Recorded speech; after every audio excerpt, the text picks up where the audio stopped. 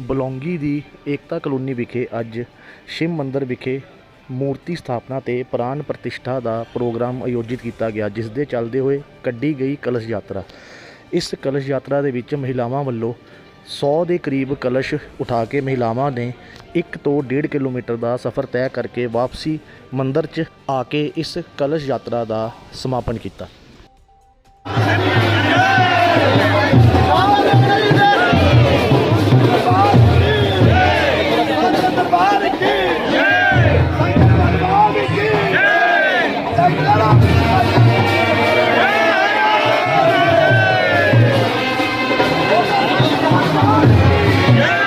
थोड़ा पीछे करियो।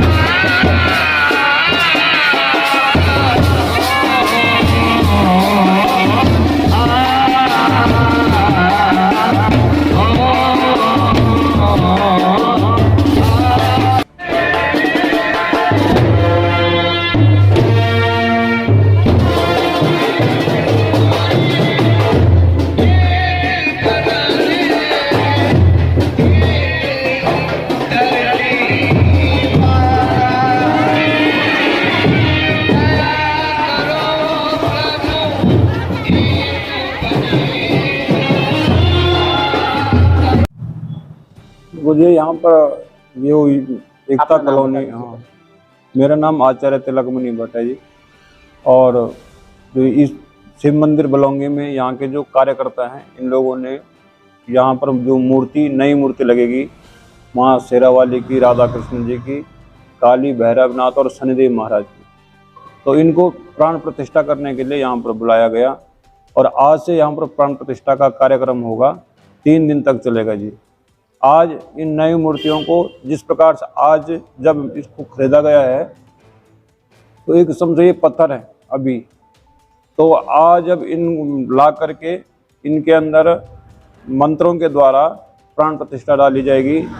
मूर्तियों को जो है षोडोपचार से पूजा होगा, उनका आज जलादिवास होगा, उसके बाद इनको कल अनादिवास होगा, फलादिवास होगा और फिर शयनादि होगा, सुलाया जाएगा। जिस प्रकार से एक इंसान को हम जो प्रक्रिया होती है, वही इन मूर्तियों की भी प्रक्रिया रहेगी।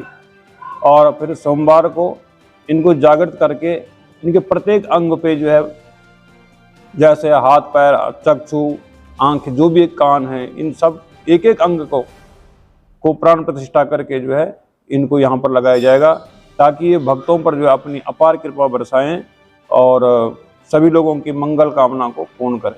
तो आचार्य जी, एक सवाल है आपसे कि अगर जो लोग या नवयुवा पीढ़ी जो है, अगर कोई भी भक्त या ऐसे कोई अगर मूर्ति स्थापित कर देते हैं, तो क्या वो विधि विधान सही होती है या उसका मतलब नहीं प्राण प्रतिष्ठा होना चाहिए? प्राण प्रतिष्ठा के बिना मूर्ति नहीं है, जो केवल एक दिखाने के लिए, हाँ, वो एक पत्थर है।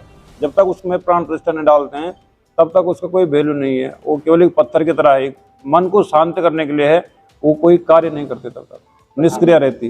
जो कलश यात्रा निकाली जाती है उसका क्या महत्व है? कलश यात्रा एक्चुअली जो ये है जी, जो हमारी मूर्ति है, हम इसको यहाँ स्थापित कर रहे हैं, इसलिए हम मूर्ति को दिखाना चाहते हैं कि ये हमारा क्षेत्र है, इस क्षेत्र की आपने रक्षा करनी है, इसलिए को सारा क्षेत्र का भ्रमण करते हैं। इसको एक्चुअली कलश यात्रा नहीं बोलते, इसको बोलते क्षेत्र भ्रमण।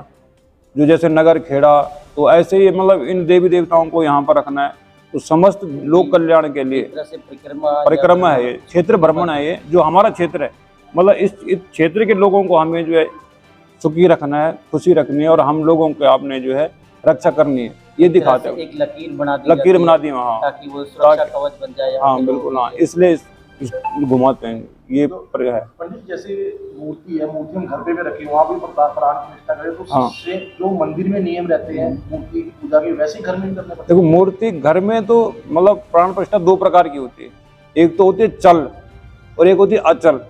जो मंदिरों में हम करते हैं वो अचल है जी, एक बार स्थापित हो गया तो हो गया। जो घर में होती है अचल प्राण, वो चल होते हैं, चलित, तभी हमने इधर उधर मूर्ति करनी है। तो उस प्रकार से मंत्रों का भी अलग अलग प्रकार से होते हैं। तो नियम मंदिर जैसे रहता है पूजा के?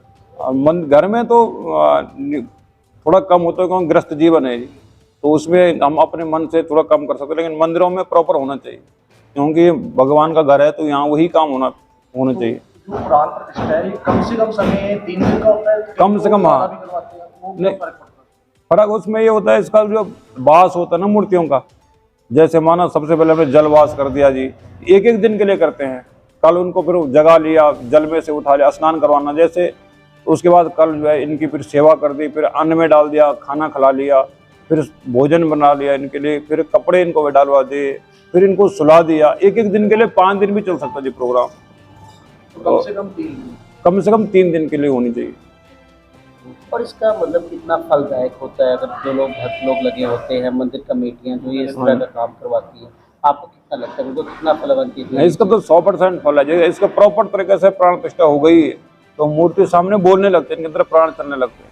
लेकिन ये भक्तों के भाव की बात है, क्योंकि जो भी धर्म कर्म में मूर्तियां हैं ये भाव पे बोलती है। यदि हम जैसे उनको देखते हैं वो हमारे सामने ऐसे नजर से नजर डाल करके बात कर लेती है, जब प्राण प्रतिष्ठा डाल दी इस पे।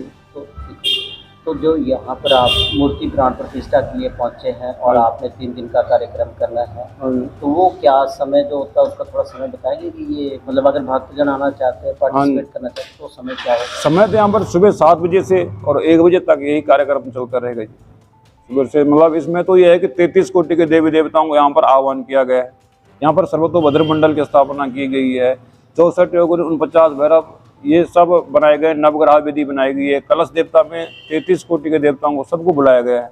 सबका जो है 3 दिन तक लगातार कर्मवत जो है पूजा होगी, और सोमवार को सारी पूजा होने के बाद मूर्तियों को जो हवन और इनका अभिषेक करके, और अभिषेक के बाद जो है प्राण प्रतिष्ठा कर दी जाएगी, एक जगह पर इनको जो खड़ा कर दिया जाएगा। तो ये मंत्रोच्चारण की जो आप बात कर रहे हो, इसके लिए क्या एक आचार्य या एक पुजारी का होना मतलब जरूरी है? कई जगह देखा जाता है बहुत सारे आचार्य होते हैं। इसमें ये होता है कि हम अपने सामर्थ्य के अनुसार, जैसे मान लो कमेटी जो कार्य करते हैं जी, जो आयोजन करते हैं, उन पर डिपेंड करता है वो क्या चाहते हैं। इसके लिए तो हो सकता है कि हम 7 दिन के लिए भागवत का भी आयोजन किया जाए, देवी भागवत का भी आयोजन किया जाए, नहीं तो कम से कम जो प्रक्रिया है, छोटी प्रक्रिया है, 3 दिन की है।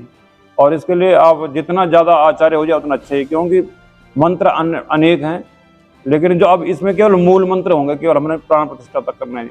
और जैसे चंडी पाठ, रुद्री यज्ञ, रुद्री पाठ, विष्णु सहस्त्र नाम, गीता का पाठ, ये तो संपन्नता के लिए जितना हम करते हैं नहीं उतना हमें सुख संपन्नता मिलती रहेगी जी, तो कम जो हम। हाँ, हमारे चैनल को जो दर्शक देख रहे हैं, एक आचार्य के तौर पर आप उनको क्या संदेश देना चाहोगे, सनातनी के तौर पर, या जो अपनी तरफ से क्या संदेश देना चाहोगे? मैं तो चाहता हूँ कि ऐसे चैनल के लिए तो हम सबसे पहले भगवान से ये धन्यवाद करते हैं कि ऐसे लोग भी बने रहें, क्योंकि ये नहीं है कि अधर्म है, धर्म भी कहीं है जो धर्म को दिखाते हैं।